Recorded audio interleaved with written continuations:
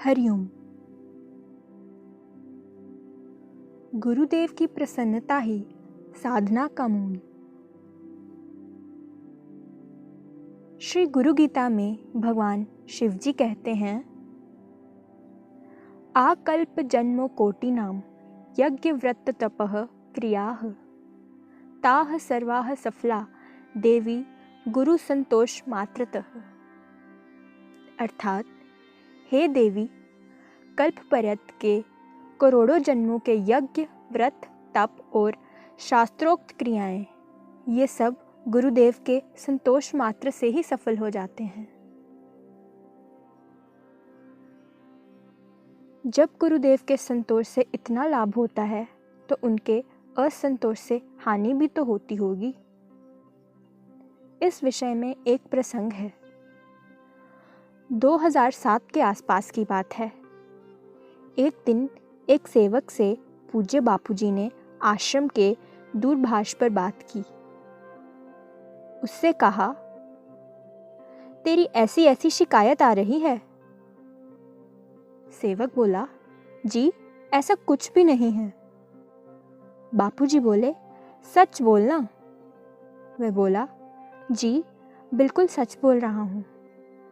पूज्य श्री बोले, ठीक है तो जाओ अपनी सेवा करो। शाम को जब वह सेवक माला करने बैठा तो उसे ऐसा लगा कि जैसे पहले कभी माला ही नहीं की हो, जीवन में पहली बार माला कर रहा हो। प्रतिदिन आज्ञा चक्र पर बापूजी का ध्यान करता था, पर उस दिन ध्यान करने बैठा तो गुरुदेव का श्री विग्रह दिखे ही नहीं।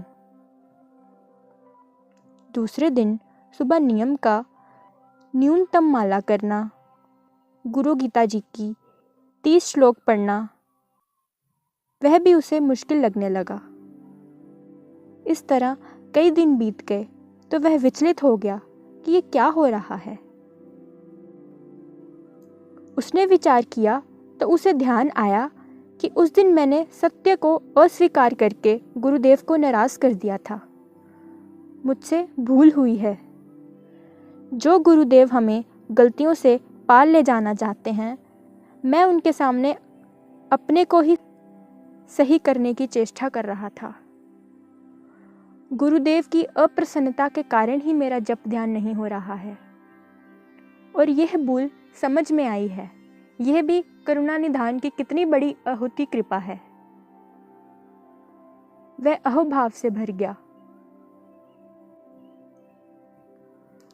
उससे पहले उसके मन में ये अहम भाव रहता था कि मैं साधना करता हूँ, मेरी साधना अच्छी चल रही है। अब वह कातर भाव से प्रार्थना करने लगा कि हे गुरुदेव, केवल यही भूल नहीं अपितु मुझसे जो भी भूलें हुई हों उन सभी के लिए मैं क्षमा चाहता हूँ। इतने में अंतर्यामी गुरुदेव पूज्य बापूजी का दूरभाष आया। जैसे ही उस सेवक ने प्रणाम बोला, भोले शंकर स्वरूप गुरुदेव तुरंत बोले, शाबाश शाबाश शाबाश।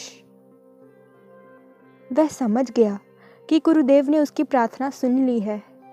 उसके बाद उस सेवक का जप, पाठ, ध्यान आदि नियम पूर्वक होने लगा। जब उसने महसूस किया कि मैं सोचता था कि मैं साधना करता हूँ, पर सच तो ये है कि मेरी अपनी कोई हैसियत नहीं है जो इस कलयुग में ईश्वर प्राप्ति के मार्ग पर चल सकूं।